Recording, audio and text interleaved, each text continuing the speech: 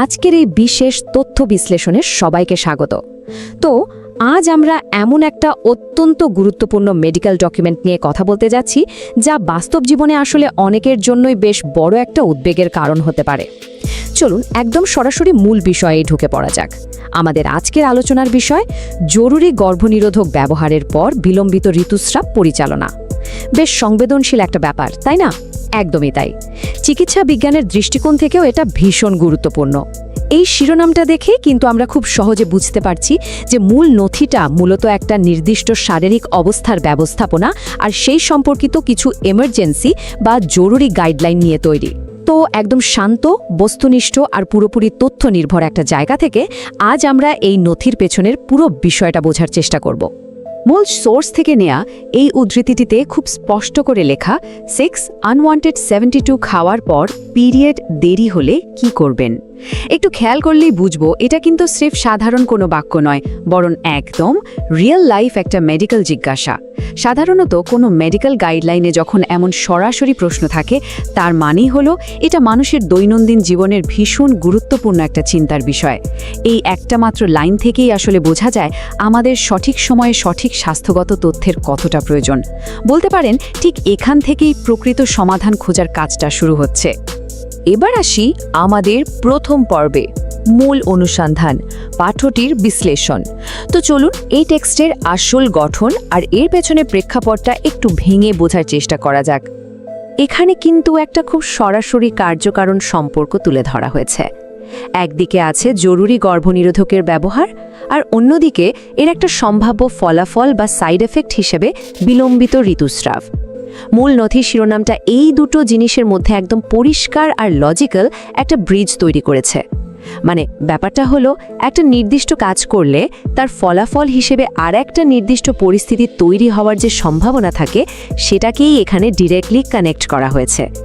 এটা যে কাউকে খুব সহজে বুঝতে সাহায্য করবে যে আচ্ছা, এই পদক্ষেপটা নিলে তার সম্ভাব্য পরিণতি ঠিক কী হতে পারে, আর কেনই বা এই দুটো বিষয় একে অপরের সাথে একদম ওতপ্রোতভাবে জড়িয়ে আছে। ঠিক এই জায়গাটাতেই সবচেয়ে গুরুত্বপূর্ণ বিষয়টা চলে আসে, একটা নির্দিষ্ট ওষুধের একদম স্পষ্ট উল্লেখ। নথিতে আনওয়ান্টেড 72 এর নাম কিন্তু একদম সরাসরি বলা হয়েছে। তবে হ্যাঁ, একটা কথা এখানে মনে রাখা খুব জরুরি, আমরা কিন্তু এখানে কোনো ধরনের মেডিকেল অ্যাডভাইস বা চিকিৎসা বিষয়ক পরামর্শ দিচ্ছি না। আমরা কেবল সম্পূর্ণ নিরপেক্ষ এবং তথ্যভিত্তিক একটা জায়গা থেকে এই মেডিকেল ডকুমেন্টার বিশ্লেষণ করছি। তো এই নির্দিষ্ট গর্ভনিরোধকটার নাম উল্লেখ করার মানে হলো নথিটা ভাষা কোনো কথার বদলে একদম সুনির্দিষ্ট একটা পরিস্থিতির দিকে আলো ফেলছে।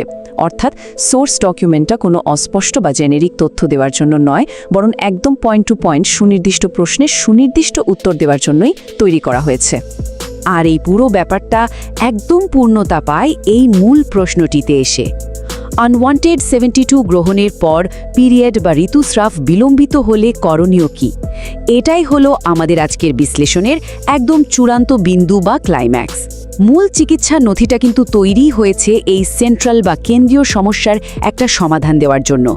একটু ভাবলেই বোঝা যায়, যখন এমন একটা অনিশ্চিত পরিস্থিতি তৈরি হয় আর হাতে যদি সঠিক কোনো গাইডলাইন না থাকে, তাহলে তা কতটা মানসিক চাপ আর উদ্বেগের কারণ হতে পারে, তাই না? এই প্রশ্নটার উপস্থিতিই প্রমাণ করে যে ডকুমেন্টটা একদম সরাসরি সেই উদ্বেগ কমানোর প্রথম ধাপ হিসেবে কাজ করছে। এখন আমরা চলে যাচ্ছি আমাদের দ্বিতীয় পর্বে, প্রশ্নটির বিশ্লেষণ, সুস্পষ্ট পদক্ষেপের প্রয়োজনীয়তা।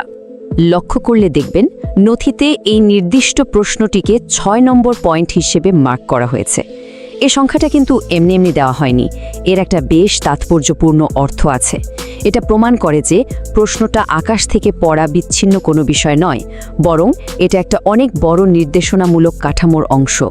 এর মানে হলো এর আগে অন্তত আরও 5টা ধাপ বা বিষয় নিয়ে নিশ্চয়ই খুব গুরুত্বের সাথে আলোচনা করা হয়েছে। এই 6 নম্বরটা আসলে আমাদের এই বার্তাই দেয় যে এ ধরনের মেডিকেল সিচুয়েশনগুলো সামলানোর জন্য একটা খুব সুন্দর, সুশৃঙ্খল আর পদ্ধতিগত ধারাবাহিকতা রয়েছে, যেটা এলোমেলোভাবে নয়, বরং একদম ধাপে ধাপে স্টেপ বাই স্টেপ ফলো করা উচিত।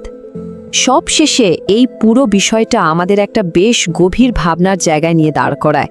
ভাবুন তো, একটা ছোট্ট সংক্ষিপ্ত চিকিৎসা নির্দেশনার ওপর ভিত্তি করে ঋতুস্রাব বিলম্বিত হওয়ার মতো এমন একটা স্পর্শকাতর আর একদম ব্যক্তিগত উদ্বেগকে কিভাবে সামলানো যায়। একটা মাত্র সুনির্দিষ্ট প্রশ্ন, আর তার পেছনের ওই সুশৃঙ্খল কাঠামোটা কিভাবে মানুষের স্বাস্থ্যগত বড় বড় উদ্বেগ দূর করে তাদের সঠিক পথের দিশা দিতে পারে, এটা আসলে তারই একটা চমৎকার উদাহরণ। চিকিৎসা সংক্রান্ত অনিশ্চয়তার সেই কঠিন মুহূর্তগুলোতে একদম সুস্পষ্ট আর সঠিক তথ্য কিভাবে মানুষের ভয় আর উদ্বেগ দূর করতে পারে, এটা তারই একটা শক্তিশালী প্রমাণ। আমাদের আজকের এই বিশ্লেষণ এখানেই শেষ করছি।